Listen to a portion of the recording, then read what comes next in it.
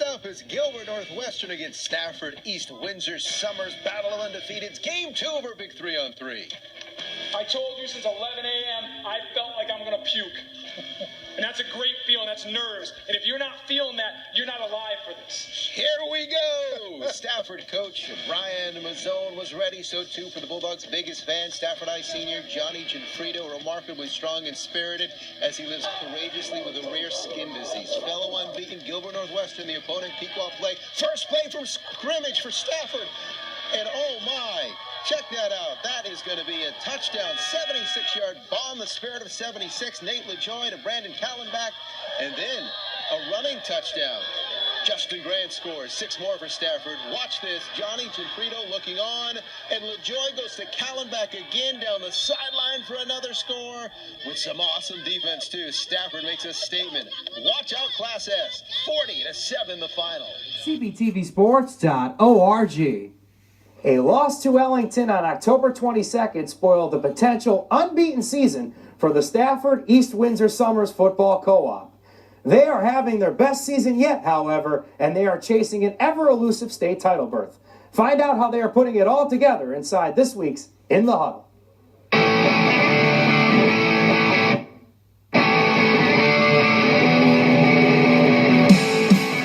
It's pretty insane to think about teams from 3 different towns coming together and developing the relationship that we have.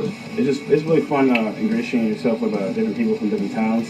I think it actually adds because although Summers and East Windsor are not from Stafford, they bring their own atmosphere and they bring their own fans, and it creates an even bigger family for Stafford. And it's just a collective big group that everyone supports us, and it's nice. I mean, it was definitely awkward at first. Like, it's never easy just making friendships just out of nowhere. I mean, it went pretty smoothly. Mid-season, everybody was fine. Everybody knew each other's names. We were all hanging out. Right as the bell rings, we have to go to the cafeteria to do study hall, and we wait for Summers. They usually get here pretty quickly. All Summers guys have a ride here.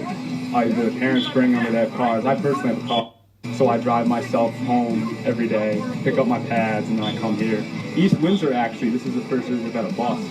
So the Stafford Booster Club and money that we've raised got a bus for them this year. So they get here at about 2:45 every day. Well, I'm from East Windsor, so we take the bus here every day from Monday to Friday. It's a pretty long drive. We talk to each other. Some are freshmen, some are sophomores. We try to build some chemistry together. It's like a brotherhood. I mean, it's honestly, it's developed into that in a year and a half now. Definitely had a lot to do with Coach Mazzone. All I know is he's a really nice guy. He's the type of coach that you can tell him anything, he'll listen, and he's there for you whatever you need him. He started in Ellington, and he came with the Summers guys, like a package deal with them. And we thought at first, well, not we, kind of in the background, we're like, oh, is he going to cope with the Summers guys more than us? But he was awesome. He helped us all get together as one, and he's the best coach I've had, I think, all through youth, and I think he's the best for the program.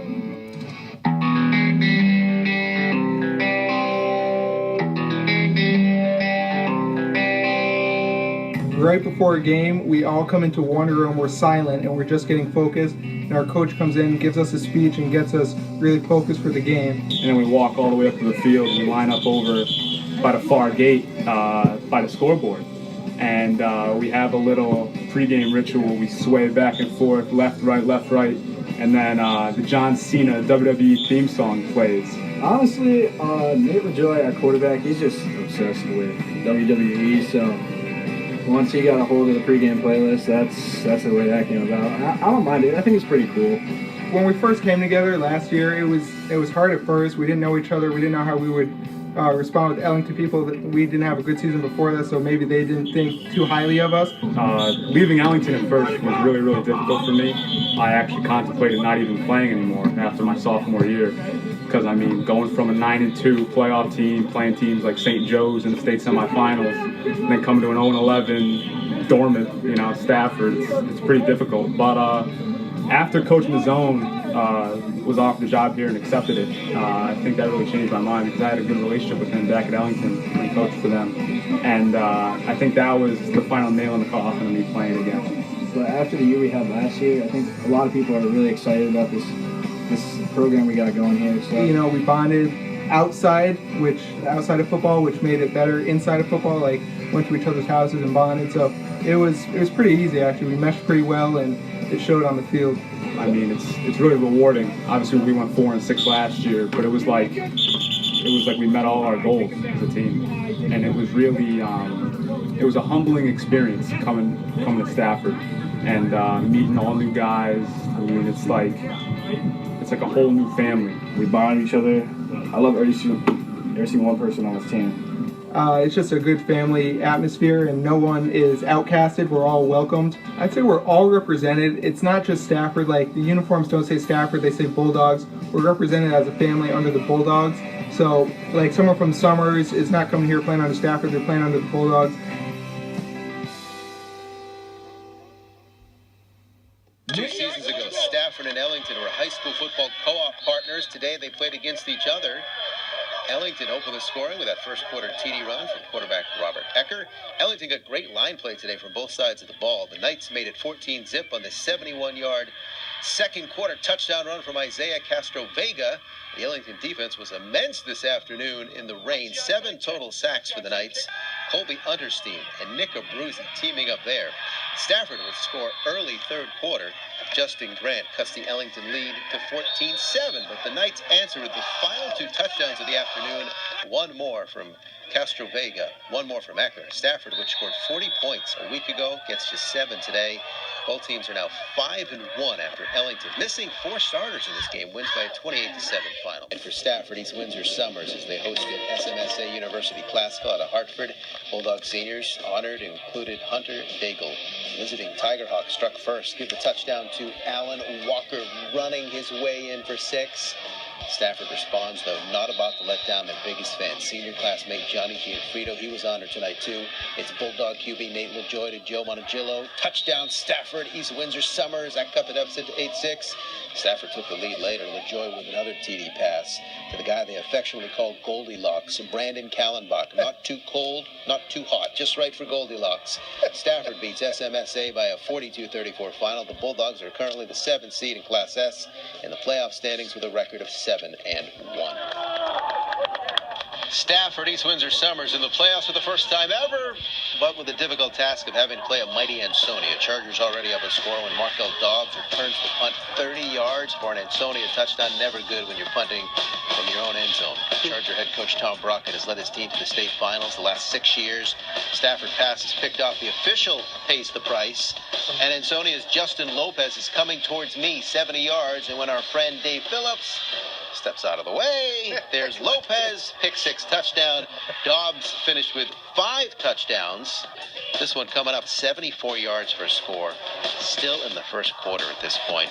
And Ansonia rolls to a 48-zip quarterfinal win at Jarvis Stadium. Historic season, though, for Stafford. Plenty to be proud of for Coach Brian Mazzone. Ansonia on to the semifinals. The Stafford East Windsor Summers co-op football team played at Ansonia Tuesday night. It marked the first state playoff game in Stafford program history. A special season and ideal timing for the bravest Bulldog. Some of the images you'll see in this story are graphic, but most importantly, they're images of bravery. John Gianfrido is the bravest Bulldog.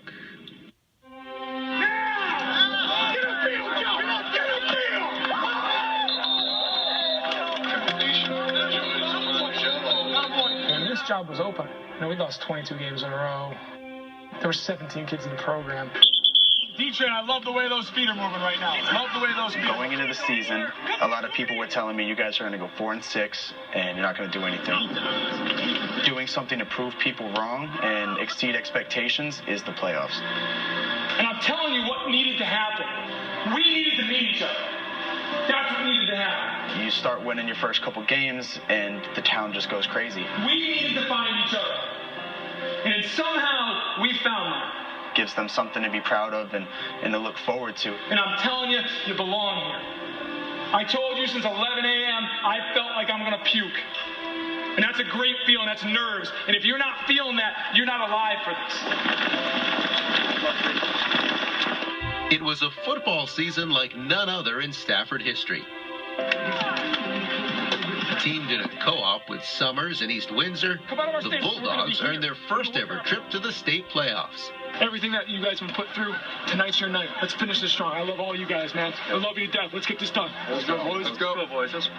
And fittingly, it played out in the senior year, the senior season of the bravest Bulldog of them all, John Gianfrido. Usually for every boy in high school, it's usually to do one sport, usually something. I was glad I was able to do at least something. He can't play football, so just letting him be part of it in any way, it makes me feel really good. Yeah, that's for you, buddy. Oh, boy. Thank you, man. When I first started, they were on a losing streak. It was even a surprise that we would ever get a touchdown.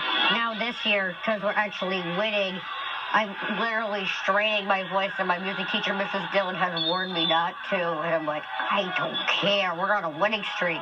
John Gianfrido was born with a rare skin disease. Epidermolysis bullosa. An excruciatingly painful disease in which the skin is so fragile, it's compared to the wings of a butterfly. So when you rub, move, sometimes just spontaneously, either the skin either tears or blisters. And it happens externally and it happens internally. It's not about the pain, it's just, well, it is about the pain, but it's just, I don't want to suffer like this.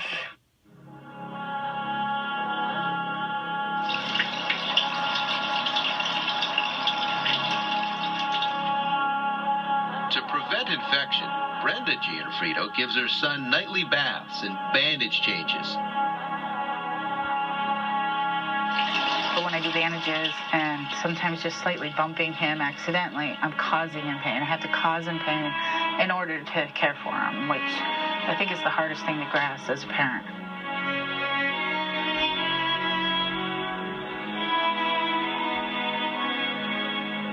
Changing John's bandages routinely takes 2 to 3 hours.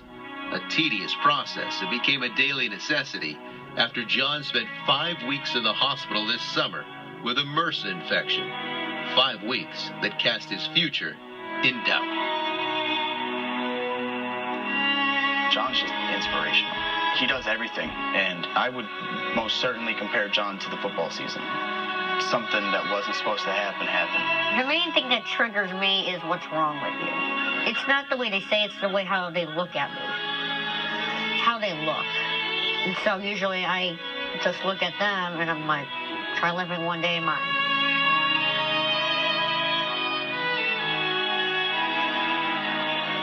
Cody Desolitz met Johnny in 3rd grade. They've been friends ever since. The starting linebacker and the bravest Bulldog. This isn't for show. This isn't charity.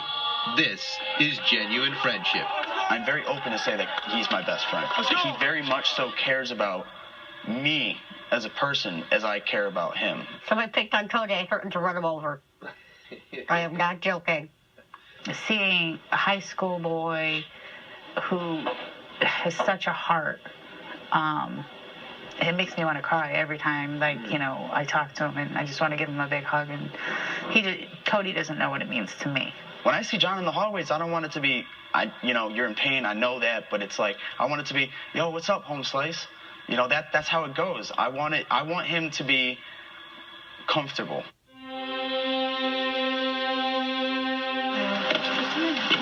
Don't let the dog out, okay?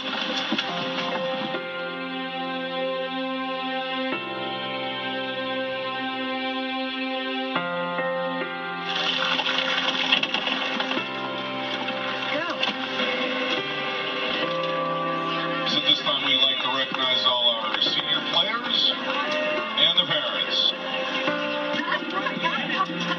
I'd like to thank Stafford High for such a unique opportunity. Cody Desolitz will be my best friend. I heard that announcement, and I'd like to thank Cody Desolitz for being my best friend. I heard that announcement, it really hit me. I didn't think I was doing anything special. When, talking to John, I was just being me, Being a friend to John is normal. It's what I've always done. For me, really happy knowing that they actually recognized me, because I didn't think they would. Can you team has really embraced him and taken him in and made him feel like an actual team member and not just, oh, yeah, there's a kid in his wheelchair cheering us on. I think Johnny getting to be a little part of the winning, I think it's great. He's associated with this. He goes to school on Monday and he wears his Stafford football stuff. He's excited about it. The kids are excited about it. Now tell him